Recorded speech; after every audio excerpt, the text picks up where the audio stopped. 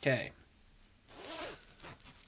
So today I wanted to make a video about something I'm going to call frame shifting activities. This first came to me when I'd gone to a dinner event, or I think it was a lunch event.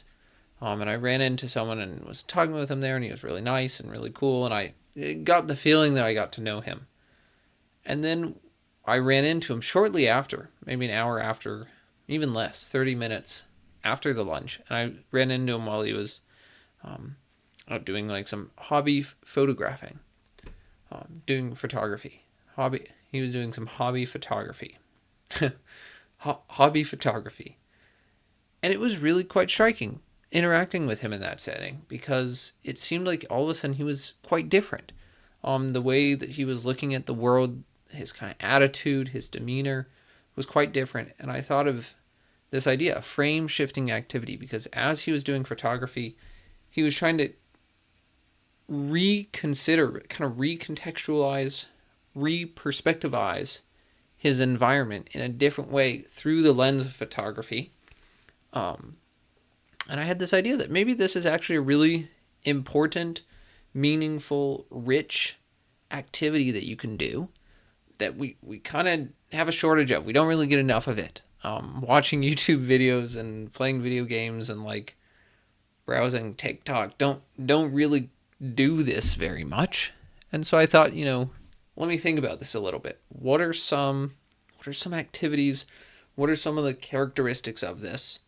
I'm hoping to share that with people and hopefully give people something to consider and maybe try one of these out if one of these speaks to you.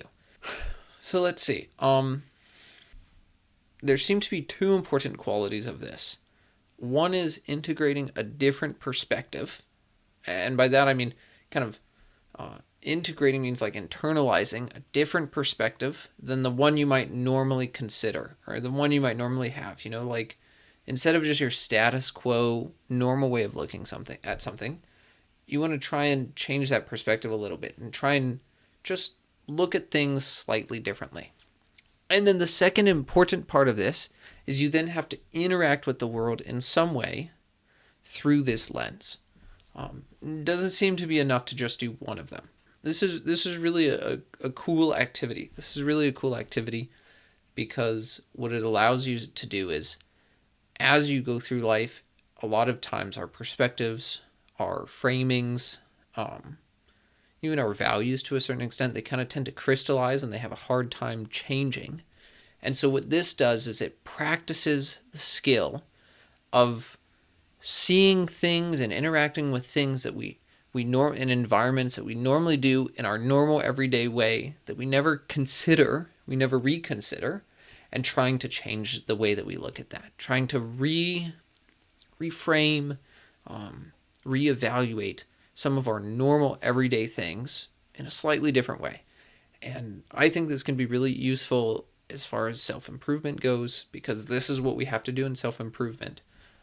When you're trying to change behavior, there's some kind of perspective with some values and behaviors that are leading you to do the same thing that you normally do. And changing those helps you change your behavior, change, what you want to do. And so this is kind of a semi-structured way of practicing that skill. Again, there kind of has to be a flavor, if you will, of something different. You can't just go out and do the same thing that you normally do, and expect that to do very much for you. There's got to be an element of pushing yourself or challenging yourself to kind of inhabit a different mind space, a different worldview. So I came up with, three kind of overarching themes or spaces that this can be applied. I'm imagining there are more. This was kind of what I thought of over the last little bit.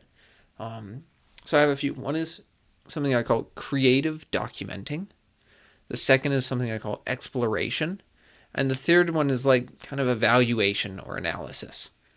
So creative documenting, I think this is kind of what people kind of standardly go to, if you will, when they think about trying to do something kind of,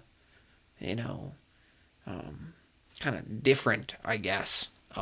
This would be things like sketching or painting, or like I mentioned earlier, photography. And so the goal of this is to go out into your environment, and your environment could be anything. Maybe you could do it at home, but I think it helps to go out and kind of go out somewhere first.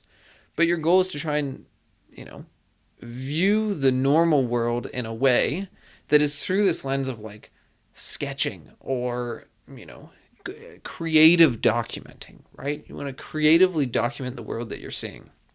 So maybe if you go on a walk, instead of just walking to walk and you go for a walk and then you come back and that's it, go out with a little sketch pad and a pencil or something, or a pen. And as you go through the walk, try and imagine what's a cool perspective, what's something that would be cool to sketch here, and then attempting to sketch it, right? Because now you're practicing a few different skills. You're practicing the skill of what would be a cool sketch to do, what would be a cool perspective to sketch from, and so that might challenge you, might cause you to go different places on your walk. That's one way. The second way is, once you actually find a place to do a sketch from, for example, then you're challenged to look at the world in a way that allows you to sketch what it is that you're seeing, which we normally don't do. Same with photography, or painting. Used to be that painters would go out with paint, and I've seen it happen a few times, but somehow I imagine that there's a lot of barriers there. So I think something like photography or sketching is a little bit lower barrier if you want to go out and do that. I also had this idea of descriptive writing, even lower barrier. Most everyone can write. And so what if you went out and tried to descriptively write what it is that you're seeing or where you're at? I also thought of it could be interesting to kind of include some different flavors, some different kind of perspectives that you might not normally consider. So like, let's see, writing, for someone who's never been there, writing for someone who has been there, but maybe it was a different season, writing for someone who like is blind or deaf, trying to think about what are the important characteristics of where I'm at. How could I put that into writing for someone who is not at me right now experiencing it, This is challenging you to get out of your perspective of just you experiencing something right now and trying to reconsider and kind of develop another framework or perspective and capturing that. It's this process of trying to slightly change how you're seeing what you're currently seeing, experiencing, and then documenting that, trying to put it into something a little bit more tangible, like writing or a photograph. Also, I think content creation, like for me, this is definitely part of the process. As I work with clients and identify things that might be important for other people or might be interesting to other people, useful even, there's a process of trying to figure out how can I make this idea the most widely accessible that's not just for the client at that time. So that was creative documenting so far. And there's two other things, exploration and evaluation. These I haven't quite fleshed out as much, especially the evaluation analysis one. Really, I think the struggle with this part is that it can be hard to turn it into something tangible that's from a different perspective, that's kind of embodied too. If you try and evaluate something and turn it into data, that's not really like, it's gonna be hard to make that actionable, I guess.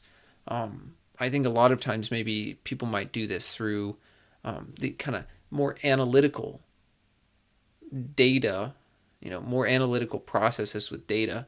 You might be able to turn that into a website or try and make that into something that's like a visual. And in that process, you're trying to take something and trying to take some data that you might view in a data analytical perspective and transform it into what would someone who maybe doesn't understand this data quite as well, how might they understand it visually?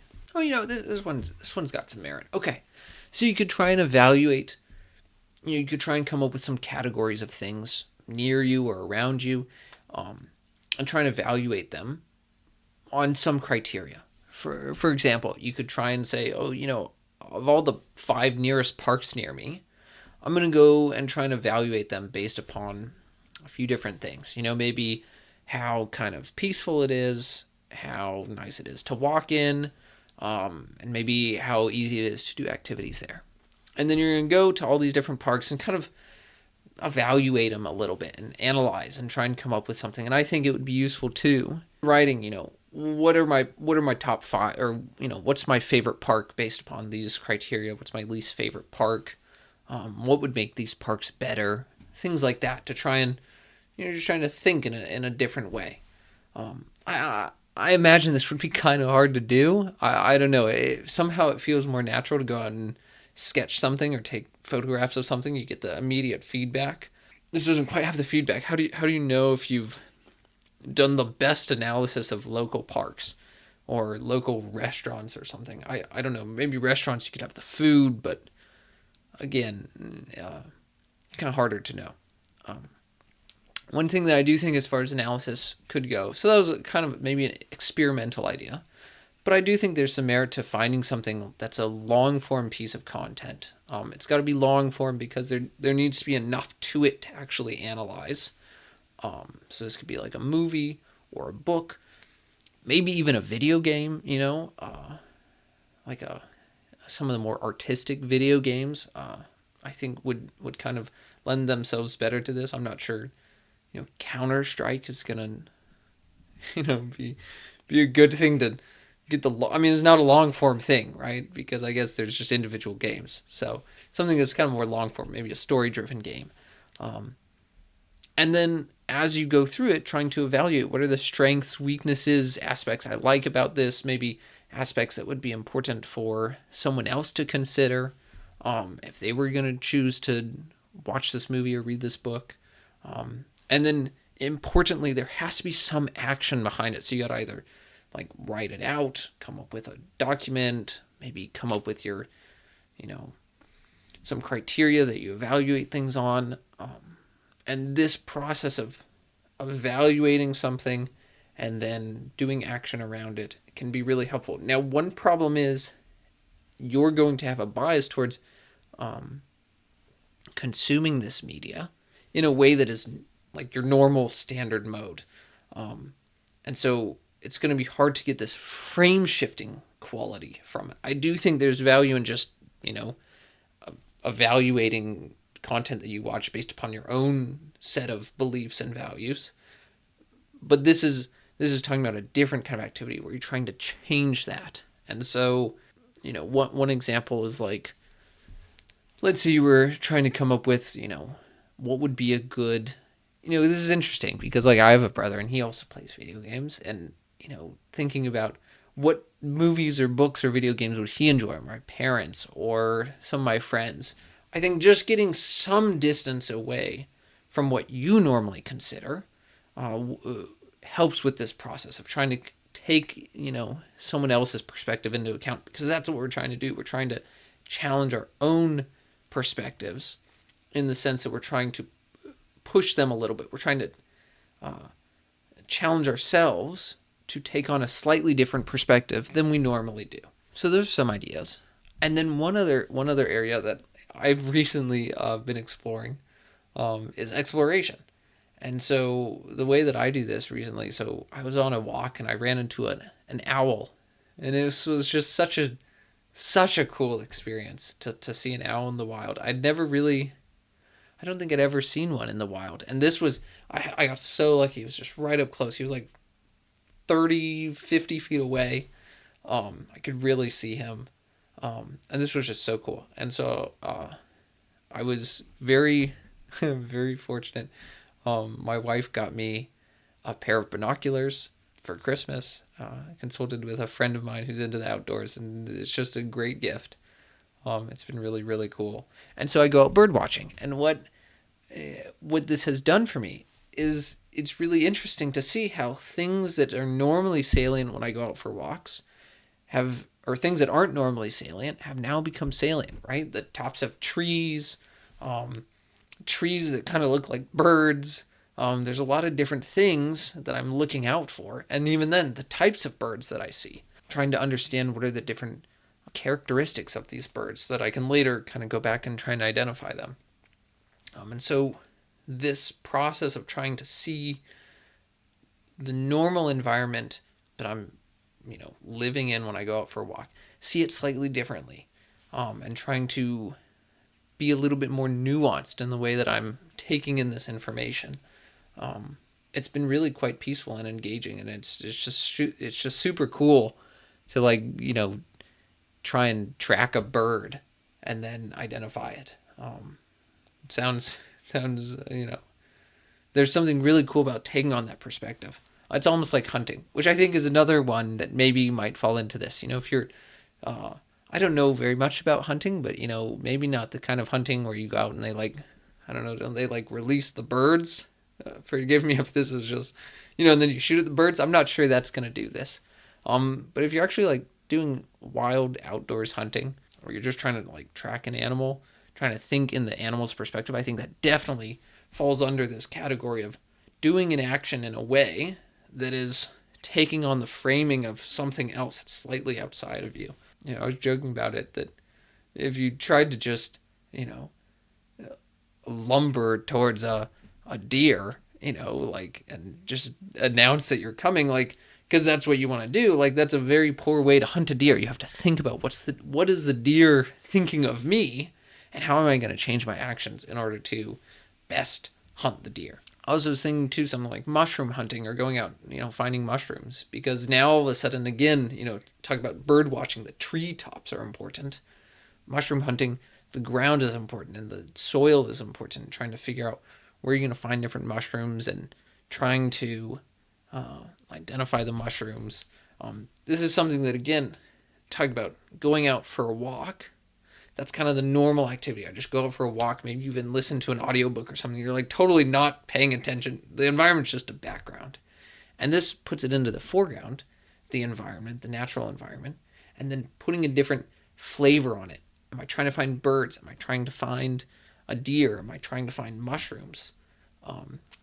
This different lens that you look through it is going to change the way that you interact with it.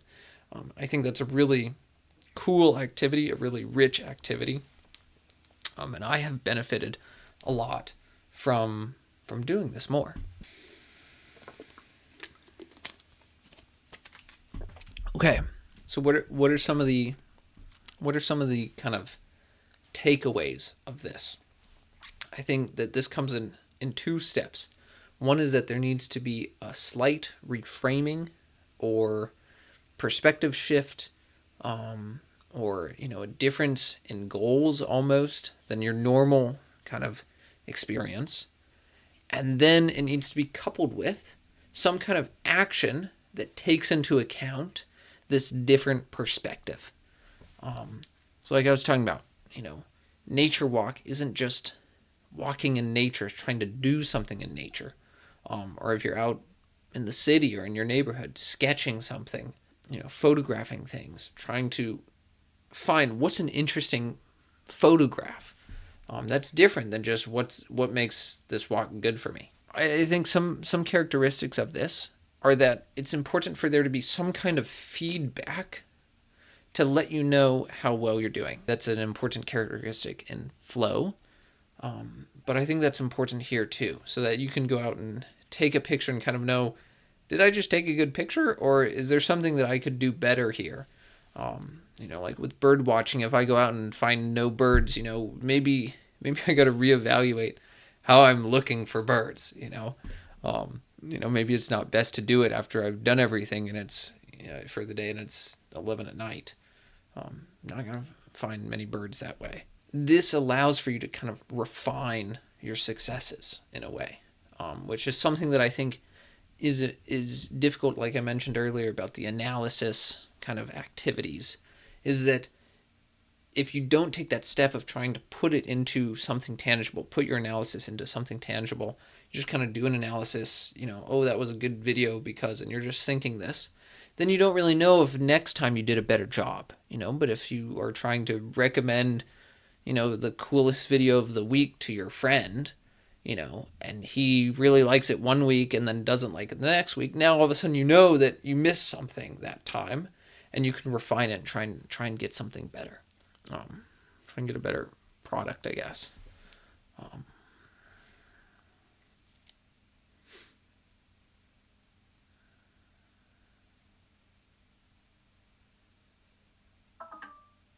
so yeah, that's the video. That was kind of fun talking about that. Let's see.